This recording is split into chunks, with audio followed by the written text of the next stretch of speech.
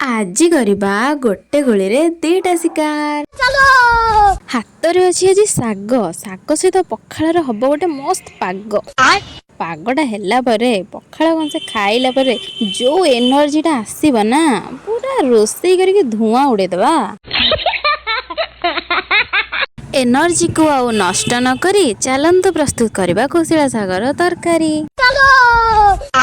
रोम रोम भाइयों, सिस्टम पार देंगे।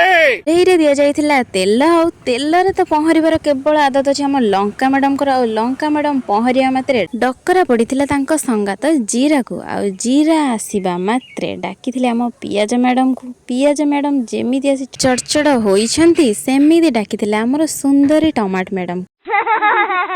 Tomato madam ଆସିବା ମାତ୍ରେ ଡାକିଥିଲେ ଆମର ମସଲା ଭାଇଙ୍କୁ, କିନ୍ତୁ ମସଲା ଭାଇ ଆସିବାକୁ ଜମା ବି ରାଜି ନଥିଲେ। କିନ୍ତୁ ତାଙ୍କୁ ବାଧ୍ୟ କରି କରେଇକୁ ଅଣାଗଲା ଆଉ ତାଙ୍କୁ ଟିକେ ସୁନ୍ଦର ରଙ୍ଗୀନ କରିବା ପାଇଁ ହଳଦୀ ଆଉ ଲୁଣ ଭାଇଙ୍କୁ ଡକାଯାଇଥିଲା।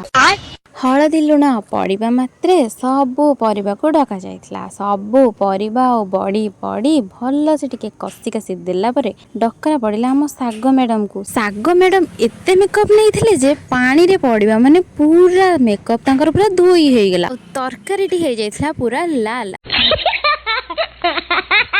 ଆଉ ତାଙ୍କ ମେକଅପ୍ ଛାଡ଼ିଯିବା ଦେଖି ସିଏ ପୁରା ରାଗରେ ହେଇଯାଇଥିଲା ଗରମ।